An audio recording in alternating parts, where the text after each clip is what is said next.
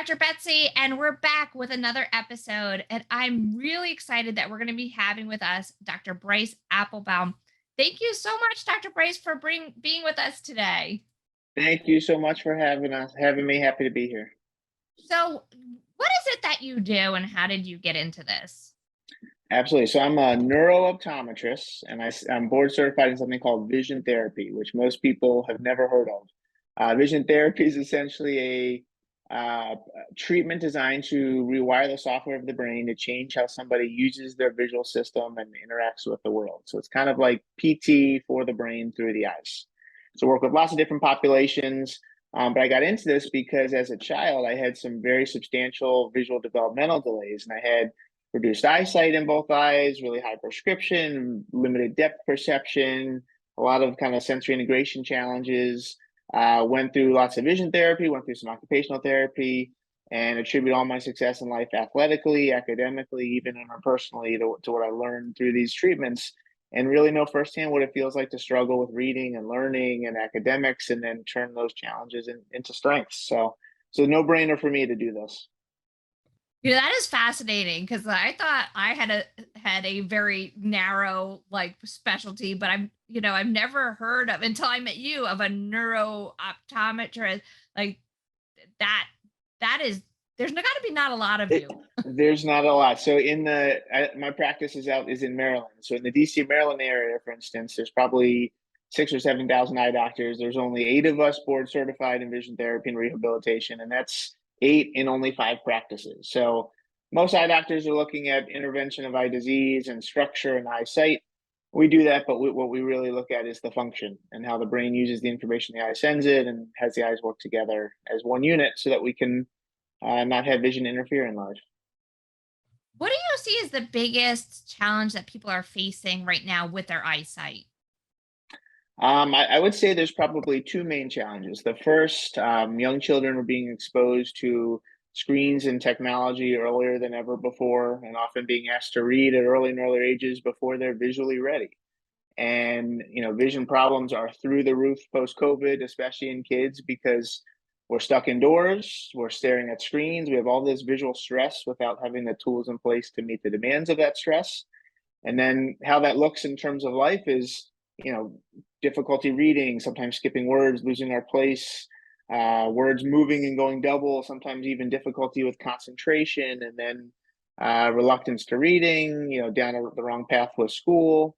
But then for, adults, especially, people who are just really, really struggling getting through their day by staring at screens for 8+ hours. As humans, we're not meant to be staring at screens at all, much less all day long. And so there's, a lot that can be done to actually eliminate symptoms, but to be able to thrive in this environment, when you can establish the right visual foundation to meet those demands, then although we shouldn't be staring at screens, we can get to a place where we can handle that stress. I have to say I find it so incredibly frustrating. Obviously, I'm wearing my fancy glasses just for you today. so, Very, very, very nice glasses. but I always had great eyesight, and then all of a sudden, at age 40, I remember my arms started not being long enough. Yeah, like yeah. holding the book out, and I was having a hard time reading to my kids. And I went to the eye doctor, and the first thing they did was they didn't even look at my eyes. They looked at my chart, and they go, "Yep, it's about time for that to happen." And then I know it's been like personally for me, it's been a progressive, like, okay, I start with readers. The next, like more like increasing the prescription. Now I feel like I'm on this downward spiral and I stare at screens all day long. And then I find out I get up from the screen and I can barely see across the room. And you're like so many. I mean, this truthfully is a problem with our profession more than anything else. Most doctors are just solely focused on the pursuit of 20/20 eyesight. And we need to think of eyesight and vision as separate entities. Eyesight being how well we see, vision being what our brain does with that information and how it responds to that information. So just like what you shared, usually around our 40, early 40th birthday, we all of a sudden blow out the candles and can't see anything up close. A lot of medicine treats the symptom, not the problem, and says, here's glasses to do the work for you. But just like any muscle in our body, our brains and our eyes can be exercised, can be taught how to engage with certain positions of space more easily, and we can actually prolong the need for reading glasses and actually decrease the power that's needed if we're able to rewire the software in the brain to establish visual flexibility with focus and with eye teaming and with developing the stamina to support that. But I think the easy way out is, here are some readers, grab them at CVS or Walgreens or wherever, and then if the problem is up close and the stress of close, like screens you shared, and the symptom is the distance blur, then oftentimes, the symptom gets worse unless you hit the problem appropriately.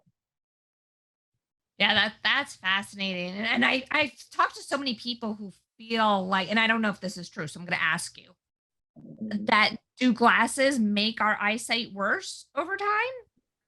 This is such a hot topic, especially all over social media. So the short answer is yes, but I would say the reason for that is glasses just give your brain an image that is clearer than without them. But the human component and how we respond to that prescription is what makes things worse. And the majority of vision problems are functional in nature and response from stress from our environment. And we're not going to eliminate the stress in most cases, so we adapt. So what happens is, very often, if there's let's say a focusing flexibility problem, you're adapting to the lens you're in. You're then needing something stronger for the same clarity. You go down the cycle, because a lot of my profession, again, they treat the symptom and say, well, far away is blurry, let's make that clearer, adjust the prescription. Prescriptions really shouldn't change unless there's an internal problem manifesting in the muscle itself becoming more fatigued. And then what that looks like is, yeah, my prescription keeps changing. So a lot of doctors say, oh, no, it doesn't happen. But if our eyes were changing shape, every year, and elongating or shortening or becoming more oblong with, let's say, astigmatism, that would be a problem.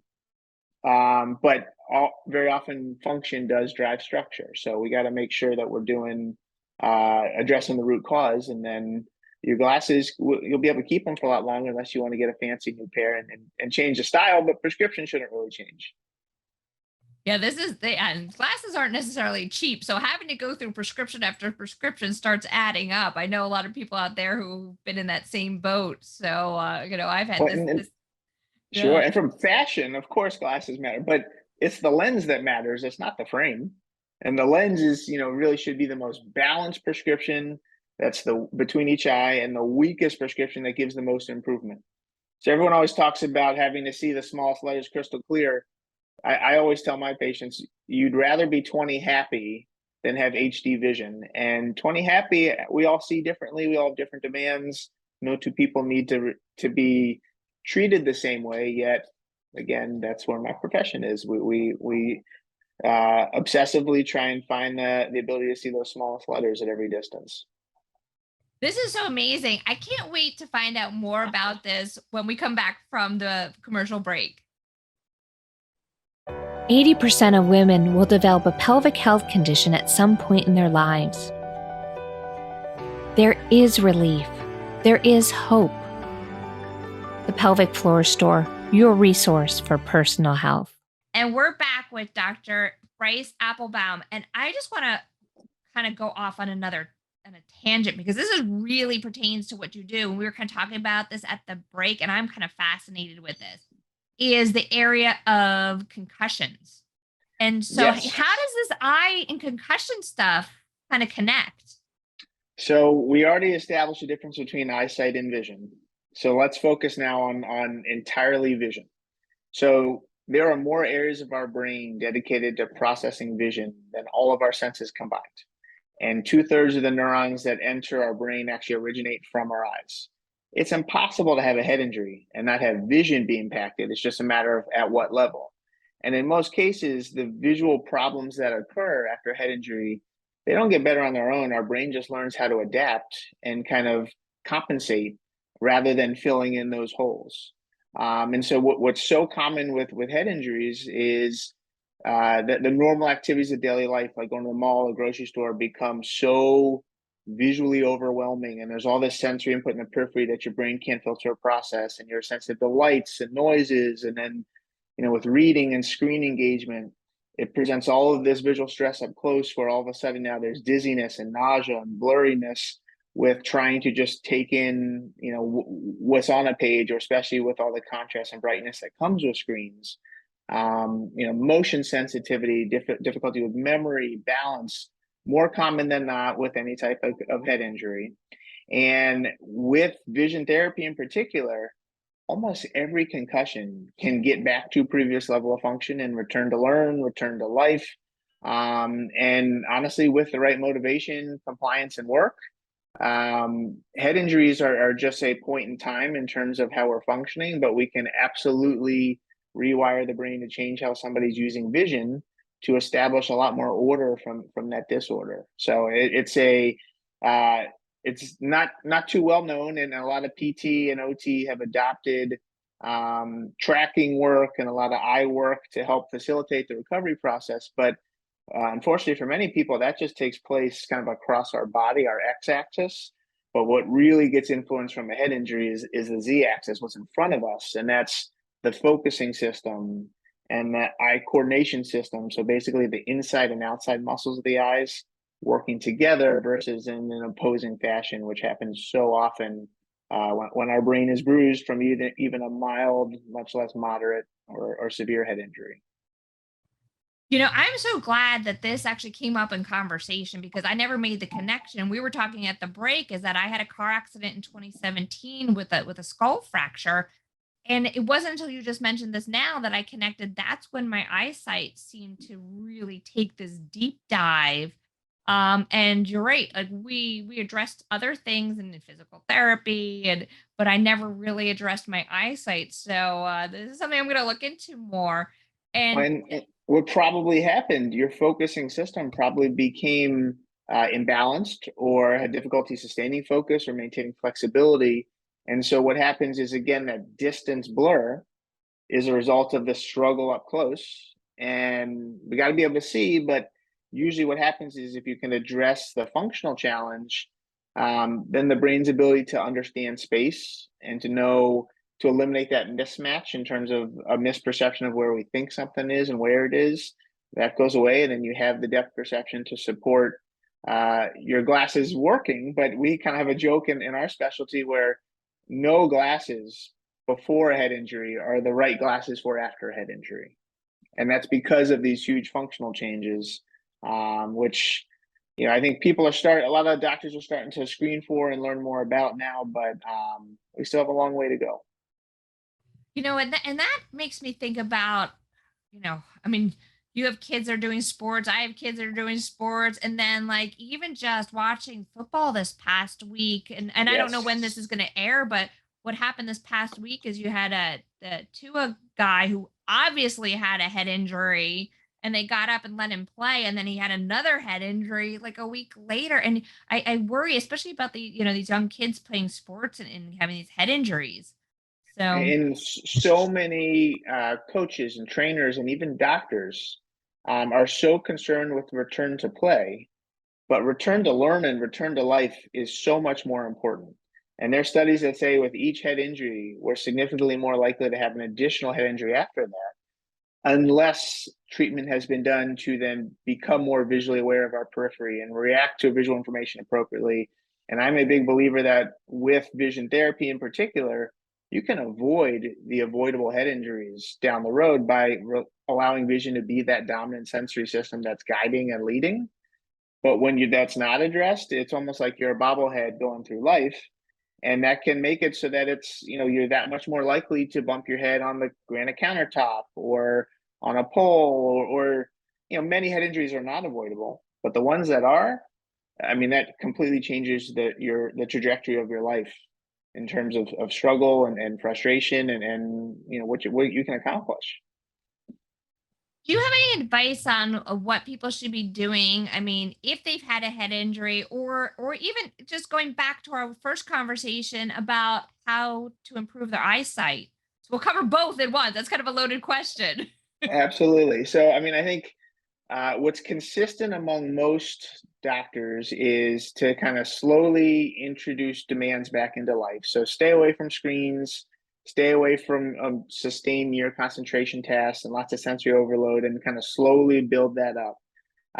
There absolutely are exercises that can be done to help tie together the visual system with, let's say, the vestibular system and the proprioceptive systems and all the kind of orientation systems for life. But I think, 2020 is a rule that we've now been preaching post-COVID, but it basically means never more than 20 minutes of near work without taking at least a break for 20 seconds and looking at something 20 feet away. That's the longest. We should be taking as many breaks as possible, and especially with screens, if you can think about squeezing your hand really tightly, your hand's going to get tired after 5-10 seconds. But if you were to go open and close, you could do that for a long amount of time. Our focusing muscle is a circular sphincter muscle that's just locked in when you're on a screen. So looking away lets it relax, looking back lets it constrict. If you're able to take a lot of breaks, the adaptation that happens is going to be far less, but also the symptoms like the eye strain, the fatigue, the difficulty concentrating will be better. And in some cases that's enough, and others a lot more is needed. And there's virtual programs, there's office programs, there's home programs, there's lots of options. But definitely finding somebody board certified in vision therapy and rehabilitation helps honestly change life, and in many cases completely redirect functional skills and where things are. I wanted to ask you, since I look at too this connection between body, mind, spirit, do you ever see that stress alone affects eyesight? Absolutely. So stress in general is what impacts vision and eyesight. And so many people hold stress within their visual system. But I see many people who, after physical stress, emotional stress, psychological stress, their visual system completely alters. And our autonomic nervous system, the system that regulates stress, is so intimately related to vision in terms of central and peripheral processing. And from a vision standpoint, when we're under stress, we lock into this paper towel holder tunnel vision effect.